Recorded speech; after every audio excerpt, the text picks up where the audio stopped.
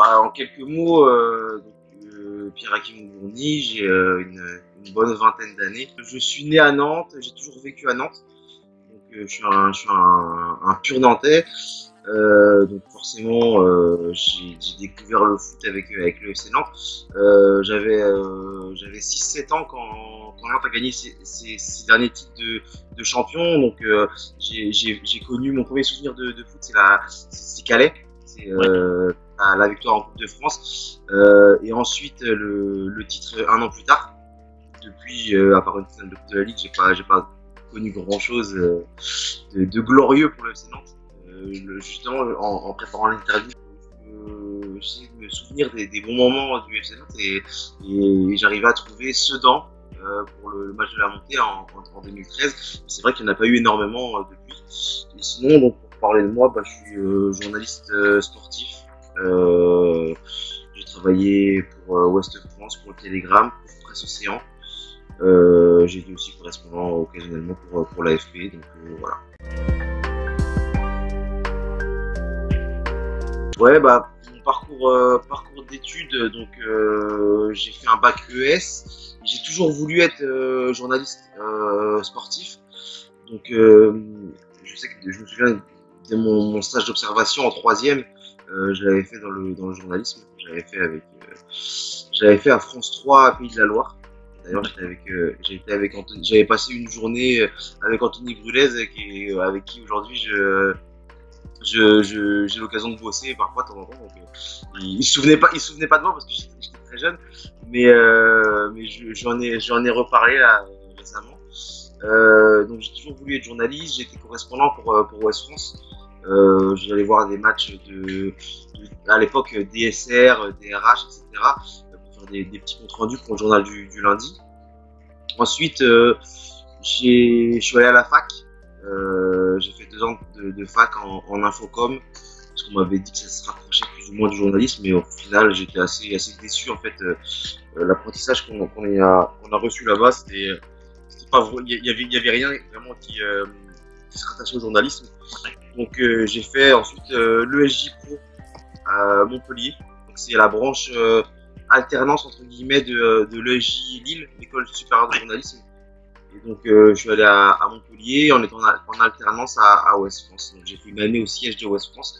J'étais surtout sur la partie web, alimenter le site web de la partie du site de Ouest France pour la partie sport. Et ensuite un an à Nantes au sport où j'ai commencé à suivre le FC Nantes, etc. C'était la saison 2015-2016. Quand Nantes perd en quart de finale contre Sochaux en Coupe de France. C'était la dernière saison d'Erzakhan. J'ai toujours gravité entre guillemets autour du FC Nantes parce que je supportais ce club depuis tout petit, etc. J'ai pris un peu de recul dans mon supporterisme entre guillemets parce que maintenant c'est plus un rapport professionnel que j'ai avec le club. Donc je peux pas me permettre d'être comme j'étais avant. Mais oui, j'ai toujours suivi le FC Nantes, que ce soit professionnellement ou en le supportant. En fait, c'était un peu par hasard au départ. Ça remonte à 2012.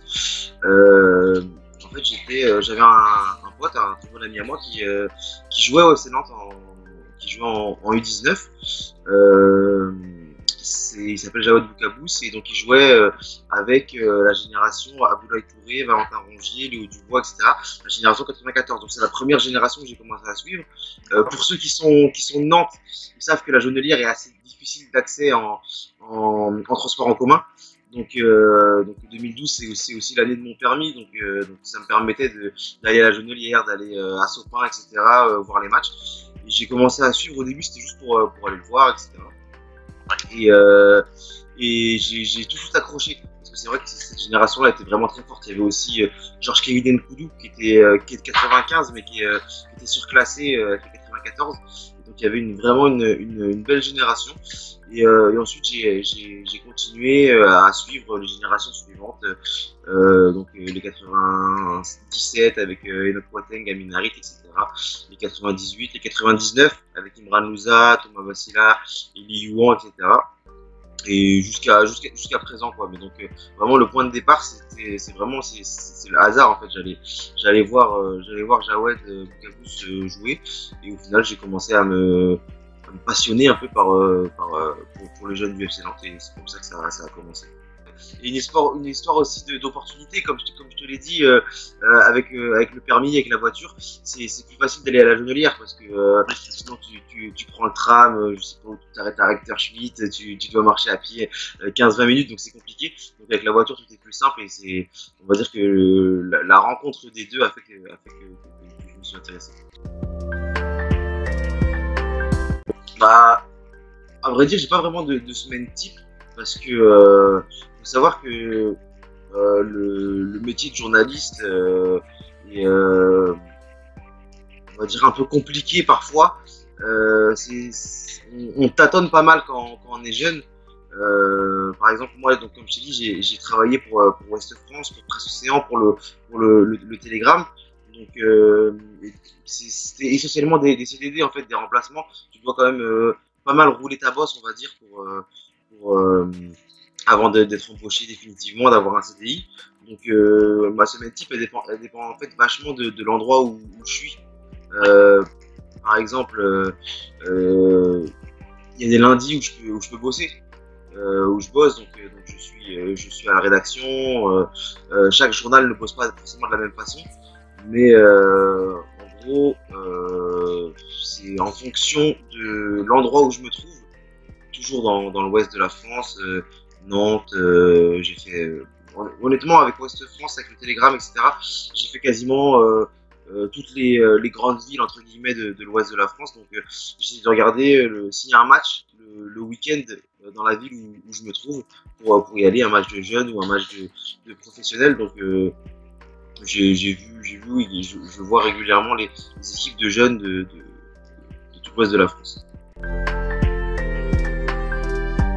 Bah, c'est très compliqué déjà, parce que y a des professionnels du métier, et moi je suis pas, je suis juste un observateur, en fait, un suiveur, comme tu l'as dit. Donc après, moi j'essaie d'évaluer, et je regarde surtout, j'accorde énormément d'importance aux matchs en vrai, parce que je vois qu'il y a beaucoup de personnes sur Twitter qui vont regarder des matchs, des streamings, etc. Mais c'est parfois un peu traître, parce que on voit pas vraiment le joueur. On voit le joueur quasiment que quand il a le ballon, que quand il fait des appels qui sont destinés à recevoir le ballon. Donc j'essaye de regarder un peu l'attitude globale du joueur, son comportement, ses déplacements, ses appels, etc. Et après, bien sûr, il y a la qualité technique, il y a la première touche de balle, le contrôle, qui est très important.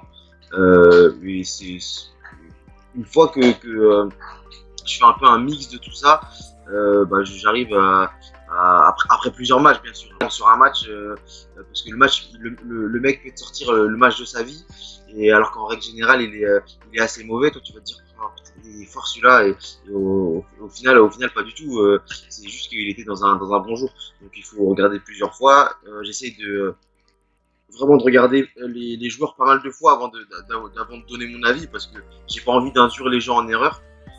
Et après, il y a aussi le leadership naturel qui se dégage, que ce soit techniquement ou alors par le comportement. Et d'ailleurs, bah, on y reviendra tout à l'heure, mais c'est une des qualités principales d'Imran Louza, et c'est des qualités qui sont présentes depuis son plus jeune âge.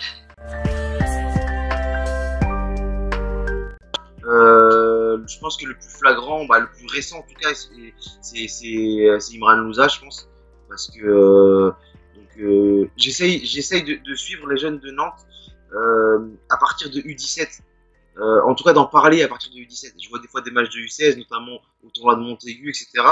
Mais après, je vais pas non plus faire de la surenchère sur des des petits de 14-15 ans, ça sert à rien, c'est un peu malsain. Il y a les caractéristiques physiques qui rentrent en ligne de compte aussi. Quelqu'un qui est au-dessus du lot physiquement en U15, en U16, en U17 va forcément se montrer à son avantage, mais plus le joueur va grimper dans les catégories, moins l'avantage physique sera important. Donc ensuite il faudra qu'il fasse la différence avec d'autres comment dire, d'autres caractéristiques, donc technique, intelligence de jeu, etc. Donc pour revenir à ta question, je pense que je dirais Imran Louza parce que depuis que je le suis régulièrement, c'était la génération 99, donc les U17 avaient été en phase finale, en play-off de championnat U17. Ils avaient été ensuite la saison d'après quart de finaliste de la Gambardella face à Marseille, le match à la Beaujoire. Ils avaient également été demi-finalistes du championnat de France U19, donc c'était une génération qui avait vraiment des bons résultats. Et lui, c'était la locomotive en fait, le capitaine, celui qui va tirer son équipe vers le haut. Et paradoxalement, ça a été le dernier de cette génération-là, avec Wesley Moustache, à signer pro. Eli Youan, Thomas Basila, Taylor Louvambo, Randall Colomani qui était de 98, mais tu vois que cette génération-là ont tous signé pro un an avant Imran. Et donc Imran, pareil, en début de saison, je me rappelle la première conférence de presse de Christian Gourcuff, je lui avais posé une petite question pour savoir comment il trouvait Imran Louza. Il avait dit que c'était un joueur qui lui plaisait énormément dans tout ce qu'il faisait. Et il l'a montré d'ailleurs en lui faisant confiance tout au long de la saison. Donc Imran Louza. Après, hors Nantes, si on va dans tout l'Ouest, il y a un joueur que j'aimais beaucoup, qui avait encore jamais joué en pro, et je fais déjà entre guillemets sa publicité sur Twitter. C'était Alexis Claude Maurice, qui est aujourd'hui à Nice, qui était à Lorient. Je l'avais vu à l'époque, je travaillais pour Ouest France à Lorient, donc j'allais voir les entraînements des pros, de la réserve. Je voyais aussi des matchs de Gambardella. Lorient qui était allé en quart de finale de Gambardella cette année-là. Et il m'avait vraiment plu en fait, Alexis Claude Maurice. Et j'ai tout de suite dit, ce mec-là, voilà quoi, c'est vraiment un joueur très intéressant pour l'avenir. Là, il est parti à Nice pour une petite quinzaine de millions, je crois. Il a eu une saison assez compliquée en Ligue 1. Il a mis du temps à s'adapter. Mais c'est un très très bon joueur, très gros potentiel. Mais après, c'est vrai que la question, quand même, je trouve c'est assez compliqué parce qu'en fait, on l'a jamais vu personne en premier. Il y a toujours quelqu'un qui l'a vu en premier, surtout si je commence à regarder à partir de U16, U17. Si les mecs ils sont déjà en centre de formation en U16, U17, c'est qu'il y a déjà pas mal de gens qui les ont vus. Mais en tout cas, c'est des gens qui sont pas forcément très connus, dont on n'entend pas forcément beaucoup parler. Et donc j'essaye de les mettre en avant parce que c'est des gens que je trouve bons, voilà. Bah, par rapport au métier, oui, forcément, parce que j'essayais, parce que là, actuellement, avec la crise sanitaire, etc., j'ai pas de, mes contrats, mes différents contrats sont terminés, donc là, je suis en recherche de taf, mais quand je bossais, notamment à Nantes, j'ai eu l'occasion d'échanger avec Mathieu Bidot, Samuel Fenilla, Stéphane Ziani, Pierre Aristouille, Johan Sidaner, donc tous les éducateurs du centre de formation. Donc il y en a certains avec qui j'ai eu l'occasion d'échanger plus que d'autres.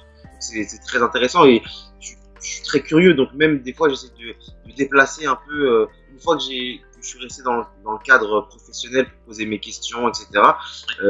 Ma curiosité fait que je pose quelques questions et que j'essaye d'en savoir plus parce que c'est vraiment un milieu qui m'intéresse. Et ensuite pour les joueurs, forcément parce que surtout les joueurs de Nantes par contre, parce que les joueurs de Nantes pendant un certain moment, là je le fais un petit peu moins déjà à cause de la crise sanitaire, mais je mettais les résultats sur Twitter, les buteurs, etc. Je faisais des petits résumés. Donc j'avais eu des petits échos de joueurs qui suivaient, qui me suivent sur Twitter directeurs et avec qui j'ai eu l'occasion d'échanger. J'ai aussi fait des articles sur certains d'entre eux, donc forcément, à force de se croiser, etc., il y a une relation qui s'installe avec les joueurs. Il y en a certains, c'est juste bonjour, au revoir. Il y en a, j'ai noué des contacts un peu plus réguliers, voilà, mais c'est à force de les côtoyer, quoi, de les croiser. Je pense, honnêtement, bah, forcément, je les connais tous parce que je les vois jouer. Et je pense qu'il y en a, je pense que les plus jeunes, à mon avis, surtout la génération 2002, doivent pas forcément me connaître. Parce que j'étais moins présent, j'étais dans les tribunes, mais j'étais pas là pour bosser, donc j'étais pas au niveau des vestiaires, etc., au niveau des bancs de touche, donc ils voient pas forcément qui je suis, mais la génération d'avant, 99, 2000, 2001, eux ils me connaissent, voilà, on se dit bonjour, mais pour la plupart rien de plus.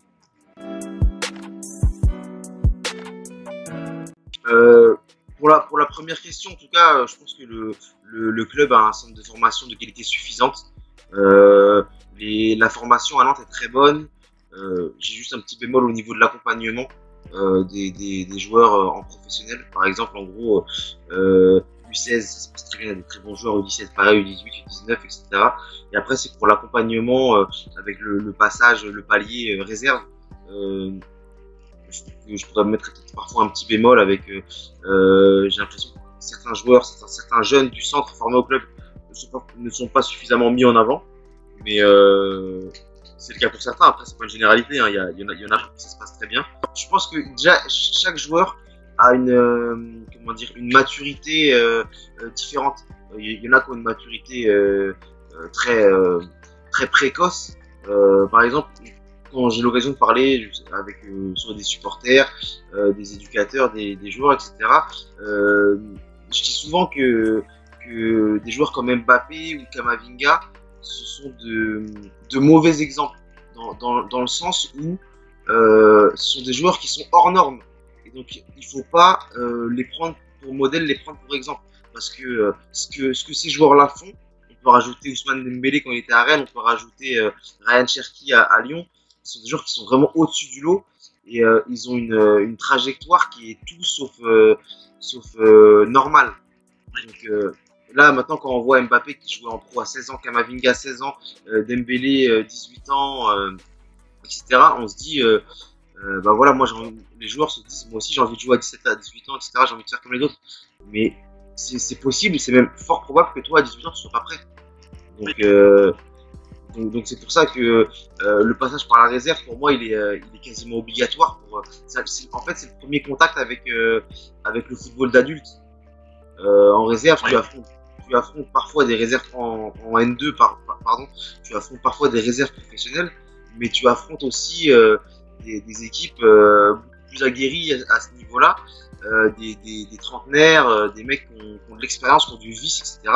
Et c'est ton premier contact, toi, t'es un petit gamin de 18-19 ans, tu vas affronter un trentenaire, voilà, tu vas apprendre en jouant face à lui, même si c'est un mec du niveau N2, N3.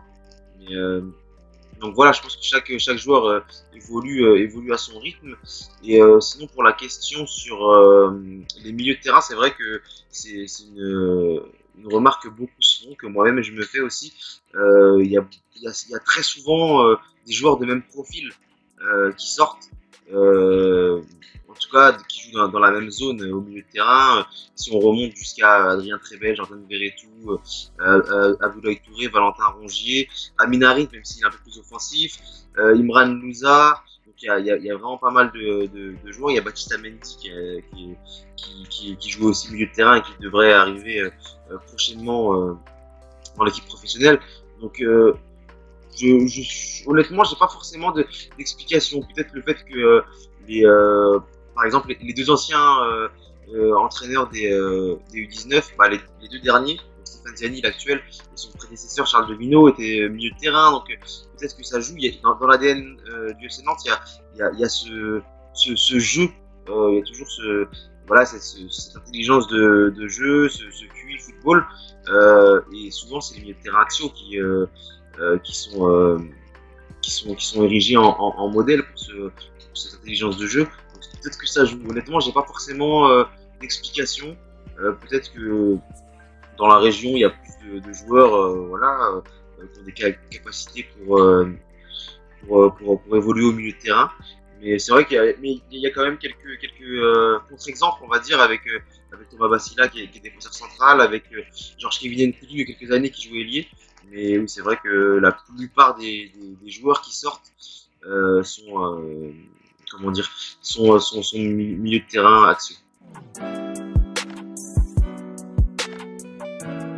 Honnêtement, celui qui m'a le plus impressionné et celui qui a, je pense, le plus de talent parmi ceux qui sont passés au FC Nantes ces dernières années, je pense que c'est Amine Harit. En termes de talent pur, c'est assez exceptionnel.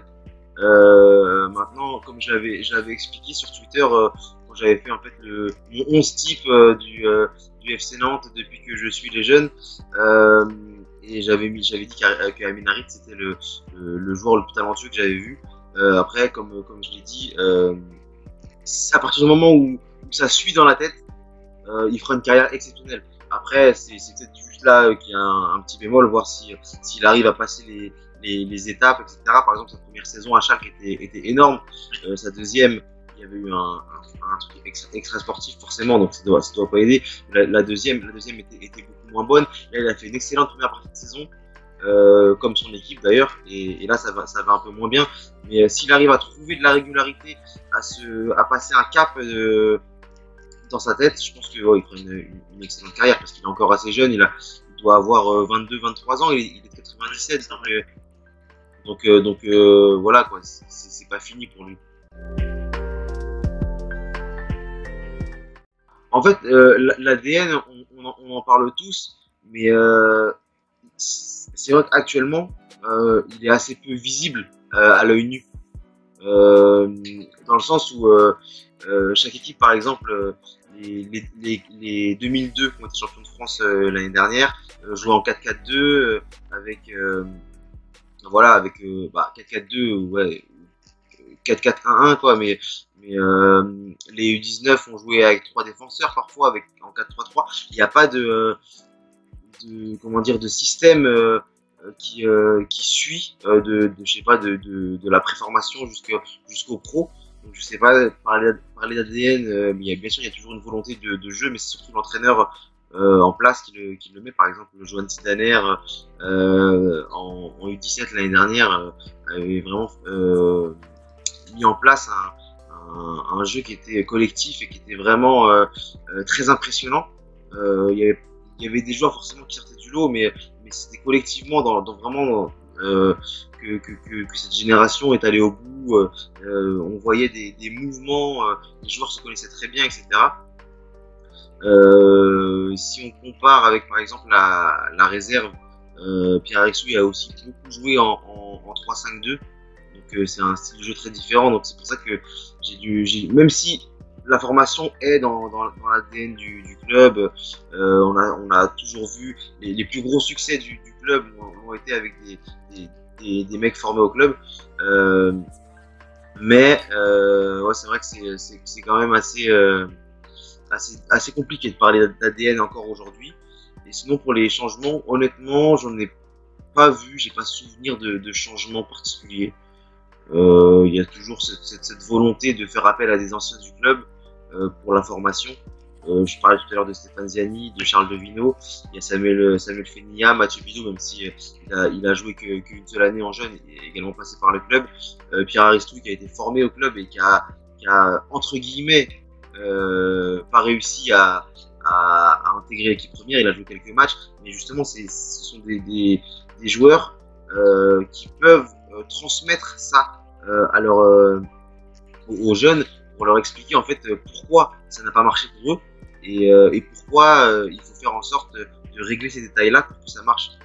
Par exemple, Stéphane Ziani, dans tous les membres de la formation, c'est le seul qui a plus ou moins réussi à Nantes. Il a été champion de France, il a eu une belle carrière. Tous les autres ont été formés au club et ils ont buté sur la dernière marche, sur une des dernières marches. Et je pense que c'est pour ça qu'ils sont très très bien placés pour expliquer aux jeunes voilà, la difficulté d'accéder au monde professionnel et d'arriver à les guider. Je sais pas en fait. Je pense que ça dépend de pas mal de paramètres. Bien sûr, le fait que le changement d'entraîneur soit fréquent, ça n'aide pas. Parce que y a des entraîneurs qui vont privilégier des joueurs d'expérience. Parce que malheureusement, aujourd'hui, le football a beaucoup changé par rapport à certaines années et les entraîneurs ont très peu de temps. Donc il faut que les résultats viennent tout de suite. Et il y a un cheminement qui est pas forcément logique, hein, mais dans la tête des entraîneurs qui est j'ai besoin de résultats, je prends des mecs d'expérience parce que ils sont plus fiables que des jeunes. Ouais, voilà, exactement, exactement. Je pense pas qu'un joueur comme on en a parlé tout à l'heure, mais qu'un joueur comme Kamavinga qui a commencé alors qu'il avait 16 ans et quelques, qu'il soit moins fiable qu'un joueur d'expérience, par exemple un Clément Grenier pour parler d'un joueur avec qui il est en concurrence. Mais sauf que y a ce raccourci un peu facile. Il y a pas mal d'entraîneurs qui font ce raccourci-là parce que aussi on voit parfois certains jeunes faire des erreurs. On a vu par exemple Thomas Bassila faire quelques erreurs quand il a joué cette saison. Il a été tout de suite pointé du doigt parce que j'ai l'impression qu'on réfléchit un peu à l'envers. En fait, on pardonne beaucoup moins facilement à un jeune ses erreurs, alors que c'est presque logique qu'il en fasse, parce que c'est un niveau qu'il découvre, donc il prend ses marques, et voilà, en apprenant, bah, il fait des erreurs, et l'inverse est vrai, en faisant des erreurs, il va apprendre. Donc pour moi, je comprends vraiment pas pourquoi, et je comprends toujours pas, pourquoi un jeune est jugé plus sévèrement qu'un joueur d'expérience, alors que justement, il est là pour faire des erreurs, et l'intégration d'un jeune, comment dire, tu te dis, il va en faire forcément. Et tout sera pas parfait parce que c'est un niveau qu'il découvre. Ça fait partie de ça. S'il était prêt, il y a aucun jeune, à part les phénomènes, les monstres, qui arrivent en pro et qui sont tout de suite prêts. Il y a un apprentissage qui commence en formation, qui continue avec la réserve et qui se poursuit avec le monde professionnel. Et voilà, donc après c'est vrai qu'il y a pas mal d'entraîneurs entre guillemets frileux qui vont préférer les résultats immédiats à l'intégration des jeunes et à un projet d'avenir. Et c'est aussi pour ça qu'il y a une vision assez court-termiste. Et pour te rejoindre, le fait que les entraîneurs changent régulièrement, ça n'aide pas les coachs qui se suivent à avoir un projet sur le long terme. Parce que je pense que aucun d'entre eux ne se dit je suis là pour 5 ans. Je pense qu'ils connaissent la réalité du club, malheureusement la réalité du foot aussi. Hein. On parle du FC Nantes, mais il y a ça dans pas mal de clubs. Ouais, voilà, exactement. Donc voilà, c'est pour ça. Et sauf que c'est autant de paramètres qui vont nuire à l'intégration des jeunes. Donc c'est pour ça qu'il y a certains clubs qui le font très bien, qui vont installer des jeunes jusqu'à parfois ce soit un peu parfois même un peu trop, mais au moins ils ont des jeunes, ils ont un centre de formation de qualité et surtout après ils vont toucher de l'argent sur ces joueurs en les vendant, parce que par exemple on prend l'exemple de Thomas Bassila qui est en fin de contrat dans 1 an. Le FC Nantes ne pourra pas toucher un gros montant en cas de vente. C'est soit il continue cette année-là et il part libre, soit ils le vendent cet été et ils vont toucher un peu d'argent parce qu'il a quand même une cote à l'étranger et en France, mais ils sont pas assez mis en valeur les joueurs du centre de formation vu qu'on ne les fait pas jouer. Je les apprécie et j'ai envie de les voir réussir à Nantes parce que voilà, j'ai quand même une tendresse particulière pour le FC Nantes, donc j'ai envie de voir ces jeunes réussir à Nantes. Mon sentiment par rapport à ça, c'est que je pense que Thomas Bassila va partir cet été. Et malheureusement, voilà, le FC Nantes va être obligé de le vendre s'il veut récupérer un peu d'argent. Sinon, s'il le bloque et qu'il le garde, à moins de le forcer à prolonger, ce que je pense qu'il ne le fera pas, il partira, quoi. Donc malheureusement, je pense que j'ai bien peur que ce soit la fin de l'histoire pour Thomas Bassila et le FC Nantes. J'espère que le FC Nantes ne le regrettera pas plus tard. Parce que c'est un joueur qu'il aurait fallu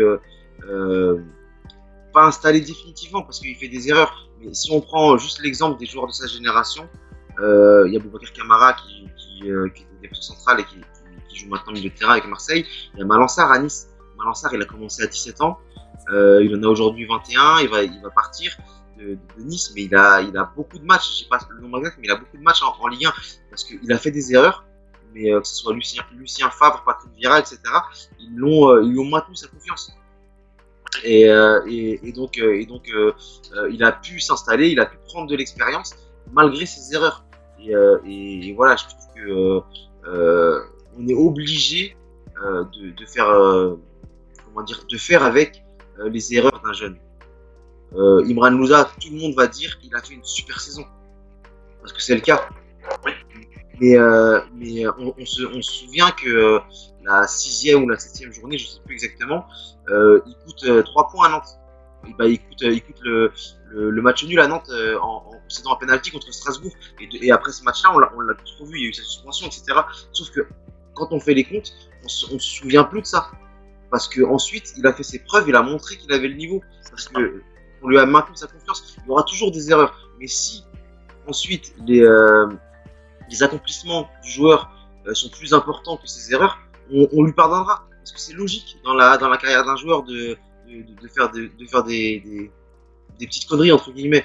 Donc voilà, je trouve que le cas Thomas Basila a été assez mal géré à Nantes. Et j'ai bien peur que le club le regrette dans quelques années quand ils verront le niveau qu'il a atteint. Oui, bah c'est vrai.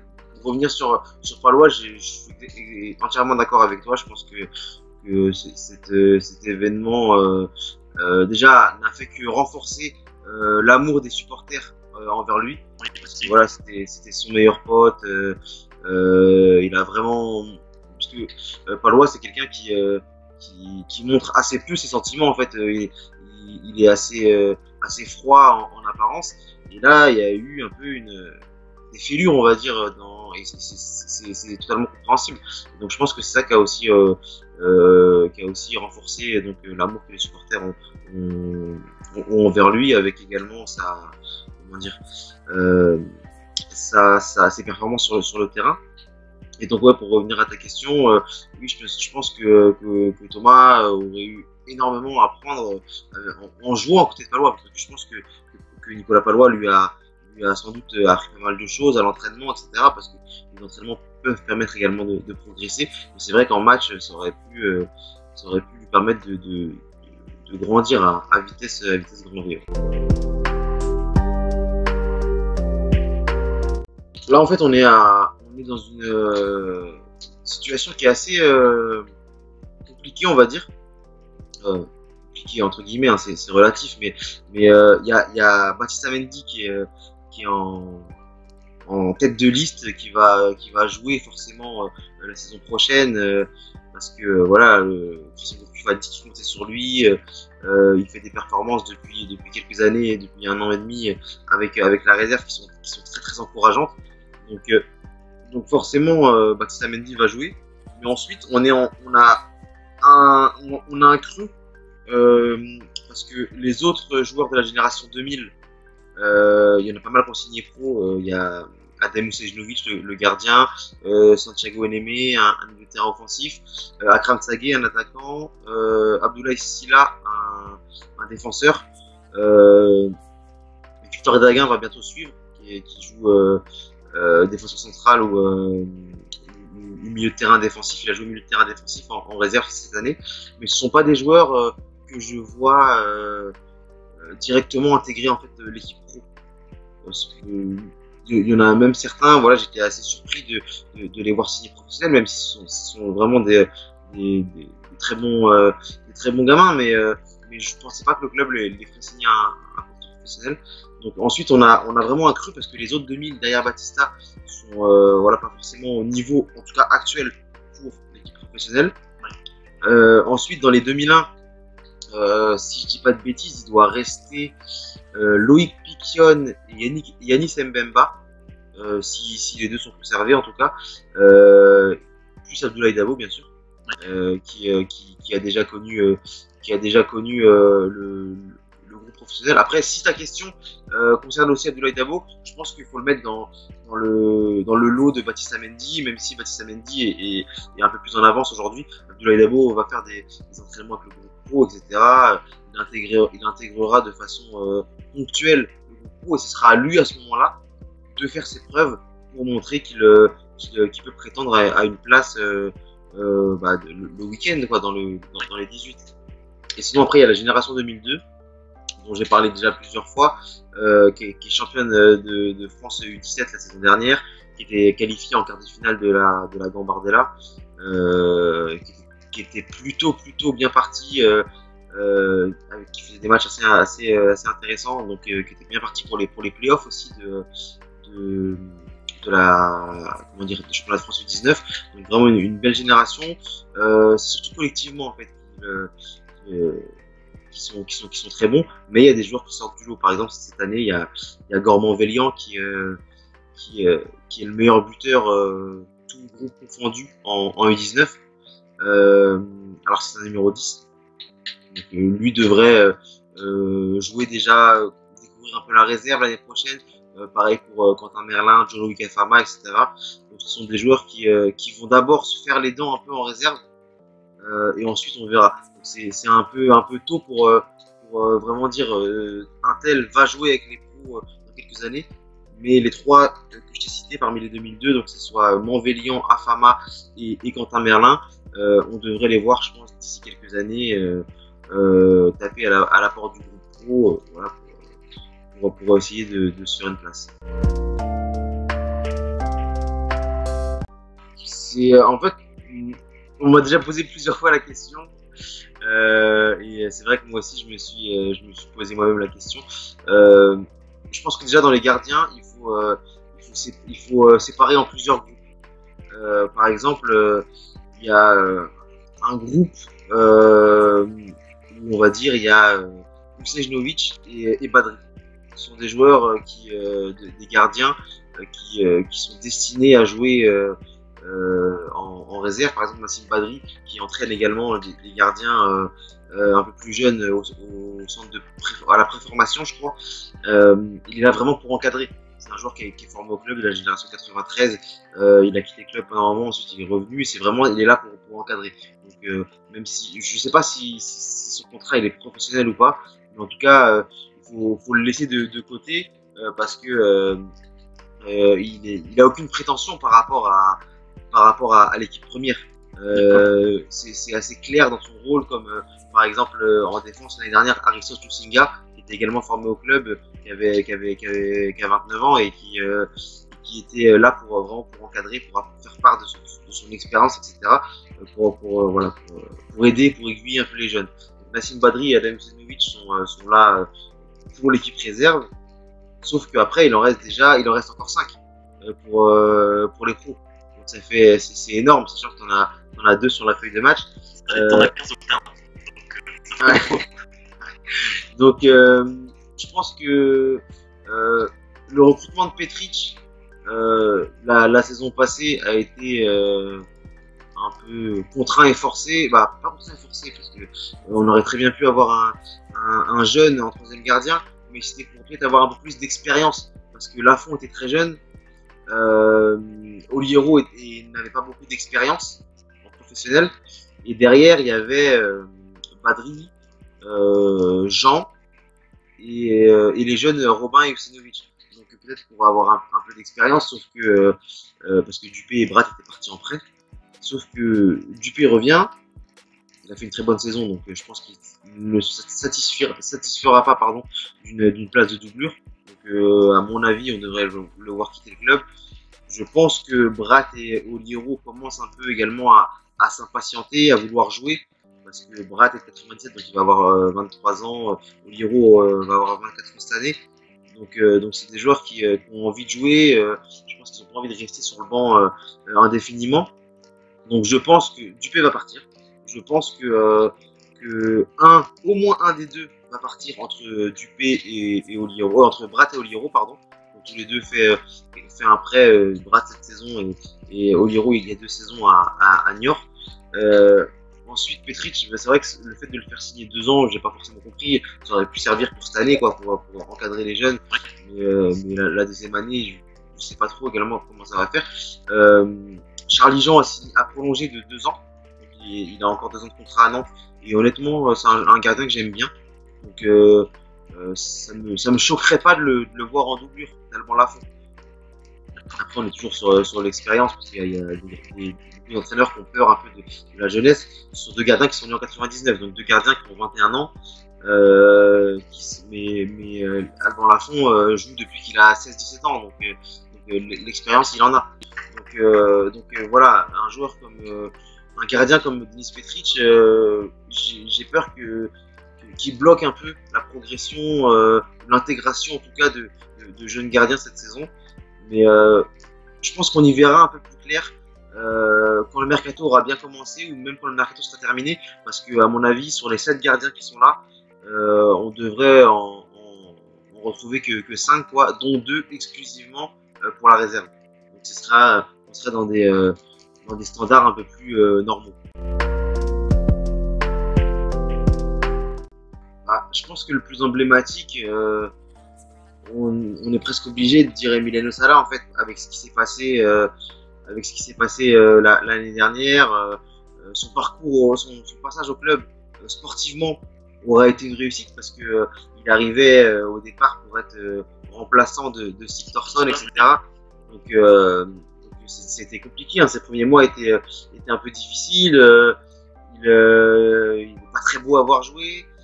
Il a pas joué énormément au début, et ensuite il a fait 2 saisons et demie, sans compter sa première, donc il a fait 2 saisons et demie de très très bon niveau à Nantes, avec 3 saisons à 12 buts, si je dis pas de bêtises, dont une demi-saison. Donc forcément, et donc sportivement, ça n'a pas été le meilleur joueur, on va pas se mentir, hein, de ces dernières années, mais l'extra sportif fait que c'est indiscutablement le joueur emblématique du FC Nantes de ces 10 dernières années, parce que et c'est également le cas parce que il y a aucun joueur qui a marqué le FC Nantes, en fait, depuis 10 ans. Les joueurs ont quand même un passage. C'est assez dur, hein, ce que je dis, hein, mais il y a aucun joueur qui est resté longtemps, qui a vraiment marqué le club de son empreinte.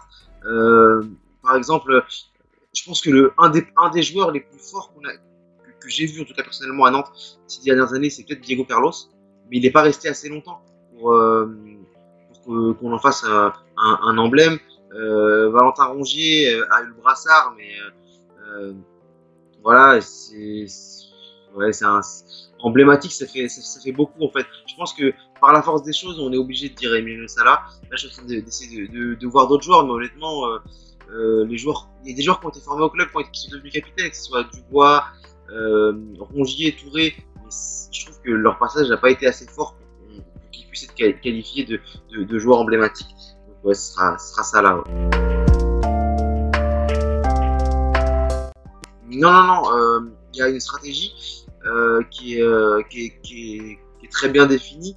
On avait fait un article à l'époque quand je travaillais à Ouest France, c'était sur en fait c'était avant un Nantes-Lyon, parce qu'en fait Nantes et Lyon sont, je crois, avec Nice, les clubs qui font jouer le plus d'enfants de la ville en professionnel.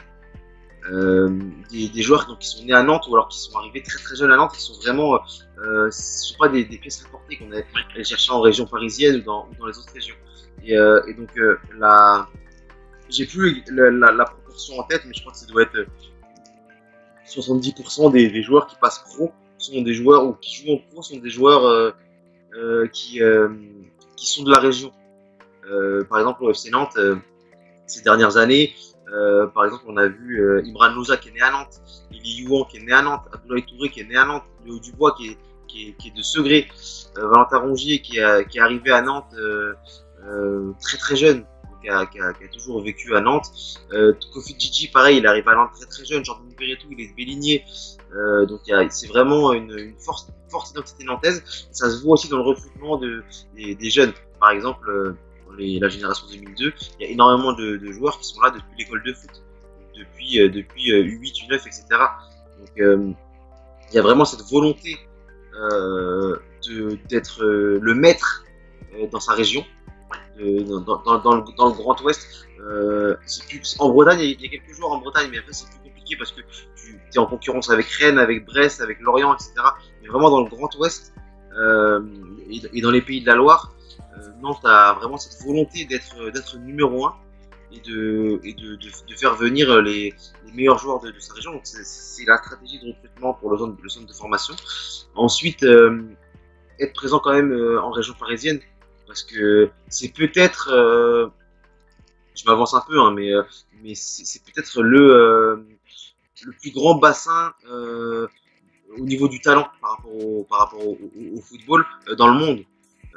C'est peut-être, en tout cas, je suis sûr que c'est dans le top 3. Il y a beaucoup de jeunes en région parisienne qui sont vraiment au-dessus du lot.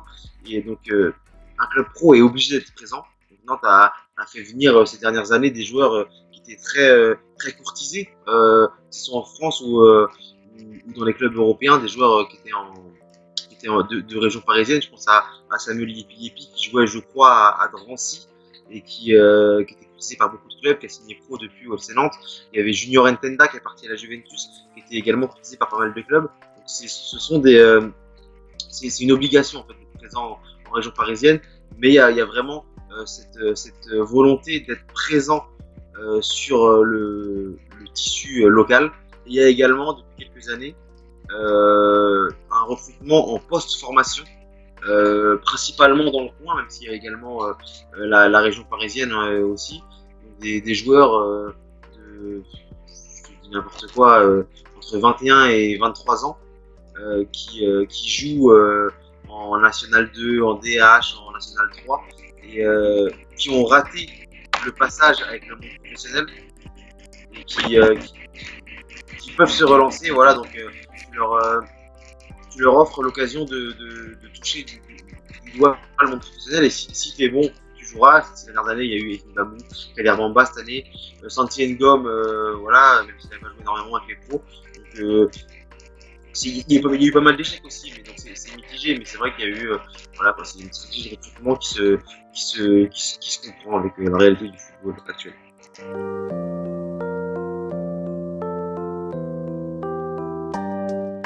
Ce que je regarde en premier, ça va être sa première touche de balle, sa prise de balle, son contrôle, comment il s'emmène le ballon, etc. Et ses déplacements. Voilà, et aussi la façon dont il prend l'information, qu'il essaye d'avoir toujours voilà, un coup d'avance, et qu'il essaye de voir avant de recevoir. C'est comme ça que s'il prend l'information, s'il va regarder avant de toucher le ballon, c'est des trucs comme ça assez simple, et c'est ce que je regarde en premier. Après, il y a la performance du joueur qui rentre en ligne de compte, mais vraiment les détails, les petits détails, ce sont ceux-là.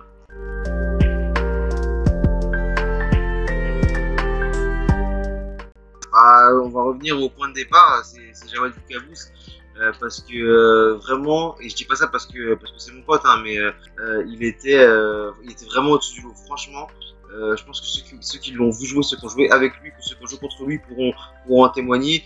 Abdoulaye Touré et Valentin Rongier avaient fait une interview sur la génération 94, et ils avaient dit justement que voilà, que c'était qu'ils avaient un regret, c'était voilà, que Jawad n'ait pas réussi dans le monde professionnel. Abdoulaye Touré l'avait mis dans son 11 type génération 94 du FC Nantes. Il était vraiment très bon, hein. Un buteur, il mettait beaucoup de buts.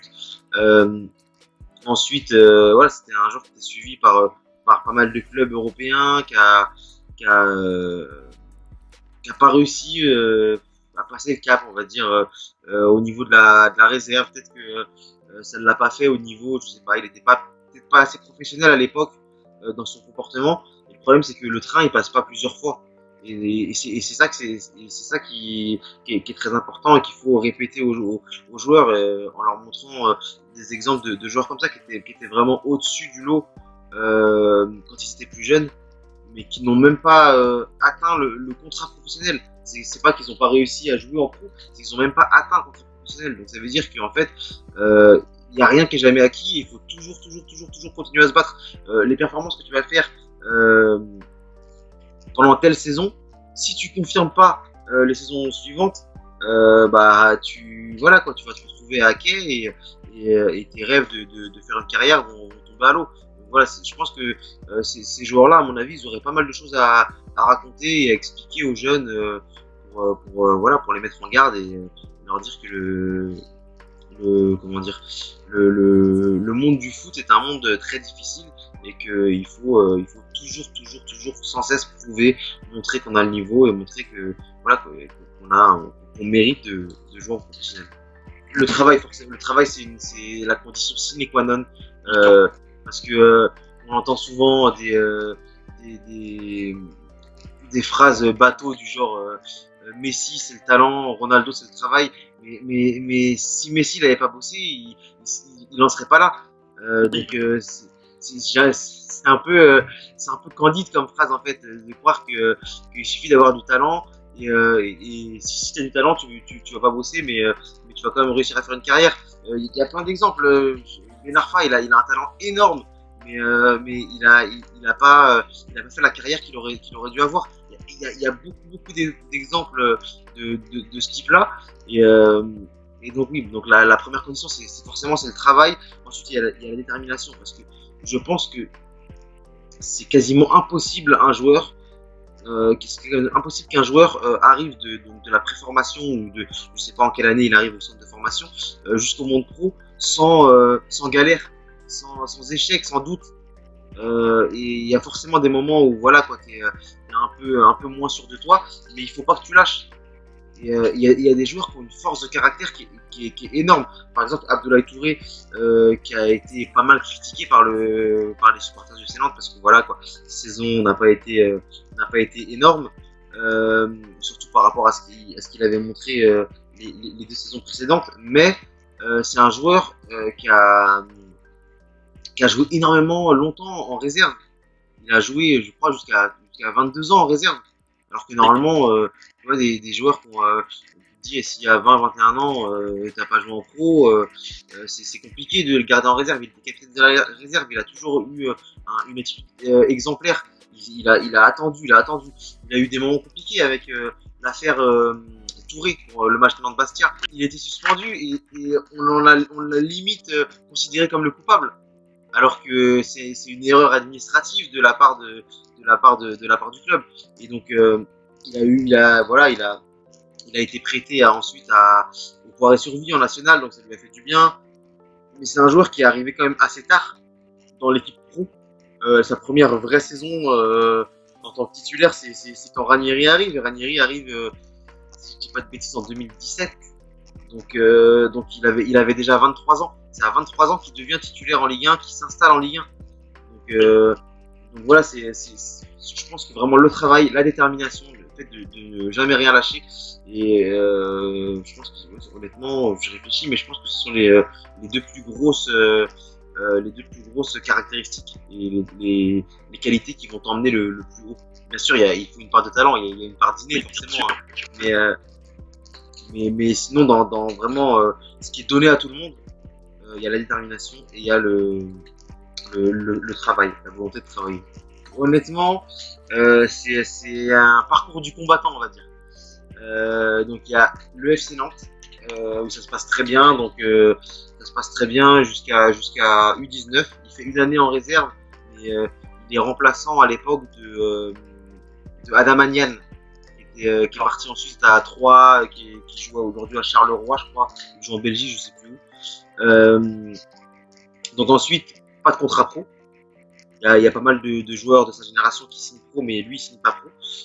Il rebondit à Luçon, qui jouait à l'époque en national.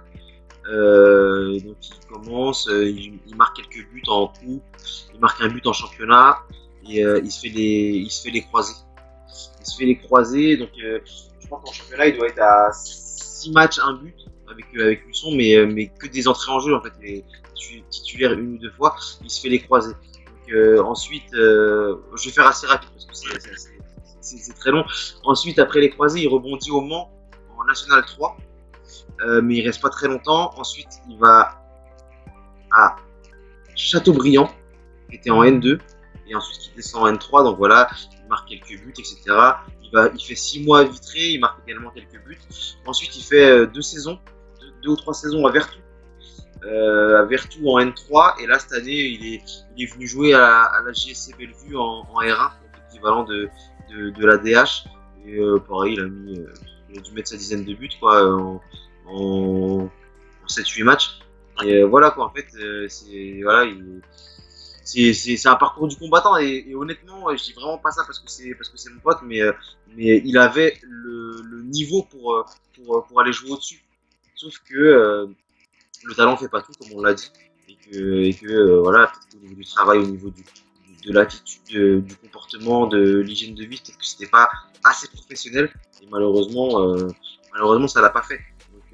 Donc c'est dommage, mais ouais, là, il a un an de moins que moi, il va avoir 26 ans, et il est en R1. Ça dépend ce qu'on appelle plus haut, parce que il y a pas mal de joueurs qui réussissent, voilà, aller de R1 à N2. Après, si plus haut c'est le niveau pro, je pense pas. Je pense que le retard qui a été pris, il est irrattrapable. Ouais, mais par exemple, dans le club où je joue, donc la JSC Bellevue, il y a un joueur qui jouait donc l'année dernière en R1, et qui joue aujourd'hui en national à Cholet. Voilà quoi, passer de R1 à national c'est possible. Mais après le monde pro pour moi c'est inaccessible, surtout que voilà quoi, il est plus tout jeune.